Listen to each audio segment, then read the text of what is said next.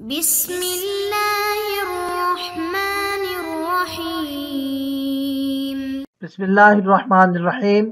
السلام علیکم عزیز طلبہ کرام، امید ہے آپ حضرات خیریت سے ہوں گے۔ آج ہمارا صحیح مسلم کا سبق نمبر 55 ہے، جس کا عنوان ہے باب جامع اوصاف الاسلام الاستقامہ۔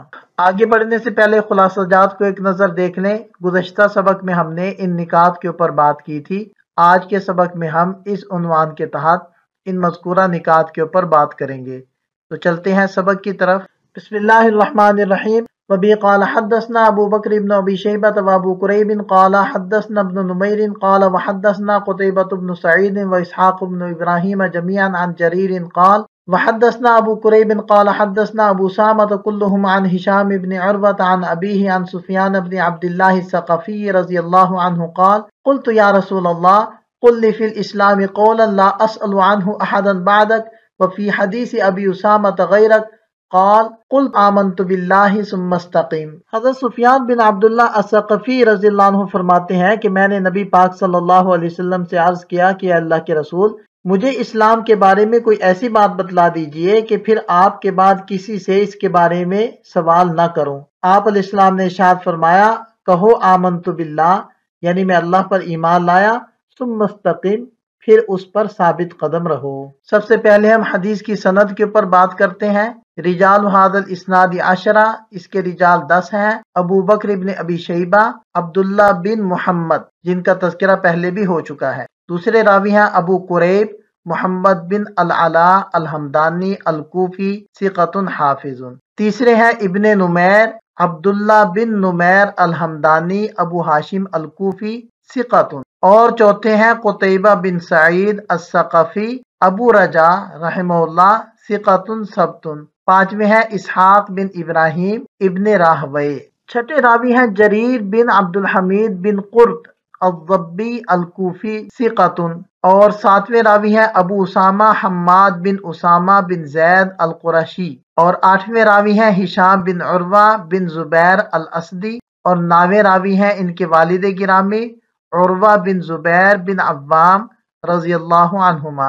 اور 10ویں راوی ہیں صحابی رسول حضرت سفیان بن عبداللہ الثقفی، جن کا مکمل نام ہے سفیان بن عبداللہ بن ربیعہ بن حارث رضی اللہ عنہ۔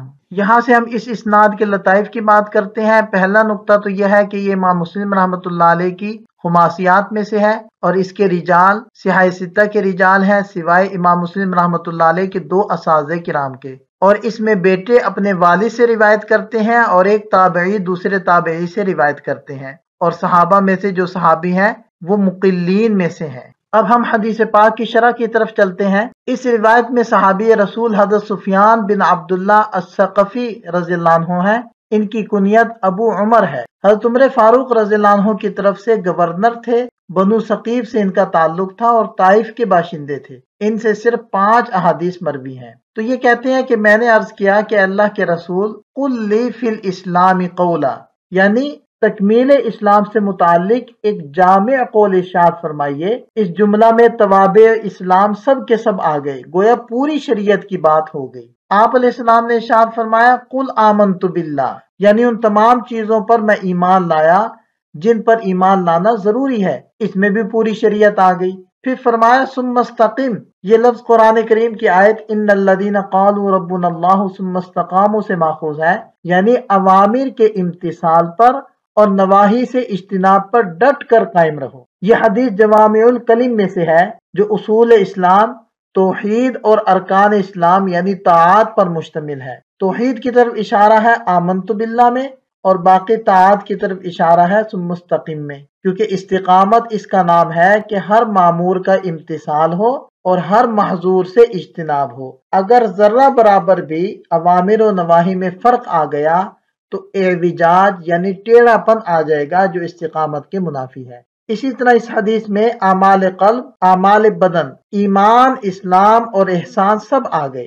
لہذا اگر کوئی شخص مامور کو چھوڑتا ہے تو استقامت جاتی رہی، یا اگر منہی عنہ کا ارتکاب کرتا ہے تو بھی استقامت ختم ہو گئی۔ یہ پل صراط کی طرح باریک، تیز دھار، نوک دار تلوار پر سفر ہے۔ اسی وجہ سے نبی پاک صلی اللہ علیہ وسلم نے ارشاد فرمایا شیبتنی ہود و اخواتھا، کیونکہ ان صورتوں میں فاستقم کما امرت کا حکم تھا۔ اس دنیا میں صحیح راستے پر استقامت اتنی ہی مشکل ہے جتنی کہ عالم آخرت میں پل صراط پر استقامت مشکل ہوگی۔ اس دنیا میں استقامت کا ہر پل بال سے زیادہ باریک اور تلوار سے زیادہ تیز ہے۔ یہ اس حدیث پاک سے متعلق چند مسائل ہیں۔ پہلا مسئلہ تو یہ ہے کہ اس روایت کو نقل کرنے میں امام مسلم رحمۃ اللہ علیہ متفرد ہیں، امام بخاری رحمۃ اللہ علیہ اس روایت کو ذکر نہیں کرتے۔ دوسرا مسئلہ اس کی تخریج کے بارے میں، امام مسلم رحمۃ اللہ علیہ نے تو کتاب الایمان میں اس حدیث پاک کو ذکر کیا، امام ترمذی رحمۃ اللہ علیہ کتاب الزہد میں، امام نسائی رحمۃ اللہ علیہ التفسیر میں،